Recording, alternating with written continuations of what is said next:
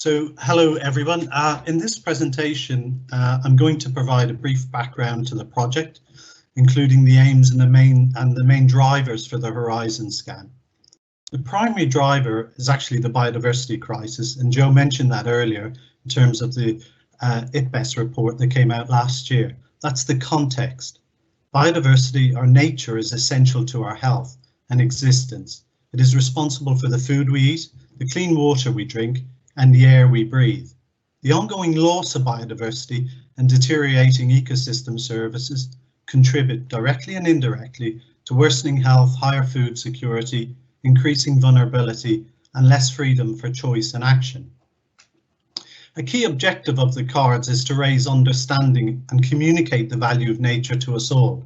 The purpose of Horizon Scanning is about challenging assumptions and fostering innovation.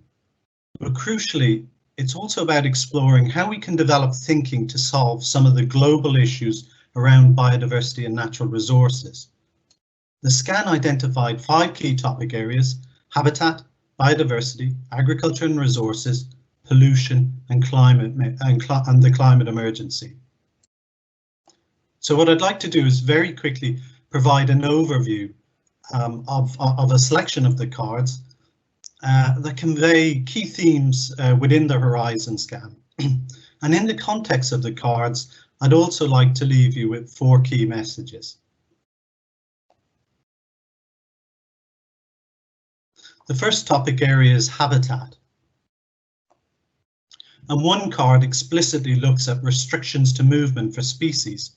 This card looks at the impact of roads, railways and fences as barriers to animal movement, causing isolation, fragmentation, and crucially reduced gene pool mixing between populations.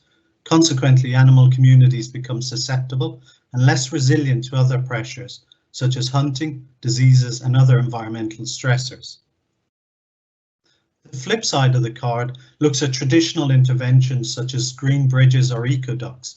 However, the card largely explores geotagging and virtual herding technologies, which can be utilized to contain and move animal herds without relying on fences. This has enormous potential for open landscapes. So there's an underpinning issue here in terms of habitat connectivity, which needs to be improved to develop ecological networks and support adaptation to climate change. But how do we do this effectively? And that's the first message.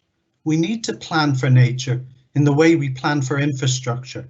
Nature needs to be viewed as part of our infrastructure. Fundamentally, this is also about scale.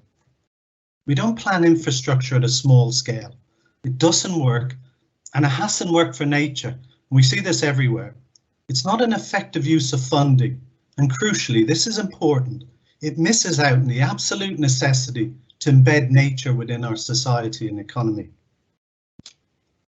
The second topic area is biodiversity. The value of nature is not accounted for in GDP, and over 70% of the world's poor depend on nature to secure their subsistence. With the continued downward trend in terms of biodiversity loss, it's the world's poor who are feeling the consequences the most. Put simply, loss of biodiversity makes the poor poorer. The reverse of the card considers biodiversity conservation as a mechanism to help communities to safeguard their livelihoods. However, there's also a far wider fundamental message here, a second message, and that is we need to incorporate natural capital into decision making. That needs to happen across the board. Our current global economic model does not account for natural capital and does not consider ecosystem services provided by biodiversity.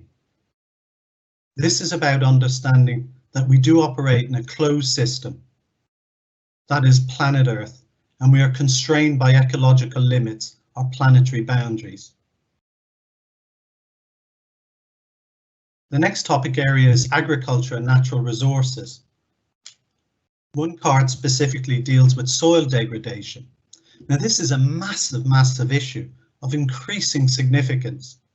And all I would just say here is that soil biodiversity underpins the processes and ecosystem services that are essential for agriculture.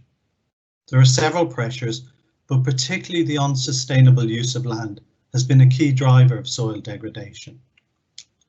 The flip side of the card looks at sustainable land management and interventions around regenerative agriculture. And as mentioned, just to reiterate, soil biodiversity is the basis for sustainable harvests in the future. However, soils, like so many of the other interconnected biodiversity issues, such as health, water, in the context of climate, are incredibly complex and often seem overwhelming challenges. So the third message is that organizations, governments, communities, and indeed people, they need to understand that they can make a difference, but they need to know what to do and how to do it. So this is about the importance of message simplicity. We need to simplify the messaging around biodiversity, making it clearer and indeed trusted.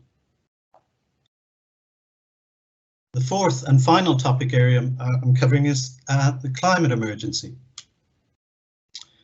And this is actually one of my favorite cards, and it's a suitable card to finish on. This last topic has a surprising flip side that has only recently been discovered and relates to the connected issues of both rising temperatures and carbon sequestration within our oceans. In short, the drastic increases in temperature undermine the ocean's potential to sequester carbon dioxide in the future. The reverse side of the card looks at the ultimate nature-based solution, and this is about how the great whales move nutrients from the deep sea to the ocean surface when they dive. They redistribute large amounts of iron, nitrogen and other nutrients to algae that exist on the ocean surface. These algae, catalyzed by this process, the whale pump, sequester 40% of all atmospheric carbon dioxide and produce half the oxygen in our atmosphere. So about every second breath you take has been provided to you by algae that were fertilized by whales. So if ever there was the perfect example of the interconnectedness between biodiversity and our planetary systems, it's the whale pump. So that's our fourth and final message. Biodiversity loss and climate change are not separate issues. It's a single issue that needs to be tackled simultaneously. This includes understanding trade-offs and synergies with nature-based solutions. So the final message is, if we can manage our natural world better, look after our wildlife, it will help us to reduce climate change. It's far more cost effective to maintain an ecosystem than it is to degrade and then restore it, if even we can restore it. Conservation always tops restoration. And on that note, I'd like to thank you for listening. The cards are available to download at the link below, and indeed I'd be happy to take any further queries or questions. There'll be further information at the end of the webinar. Thank you, Janelle.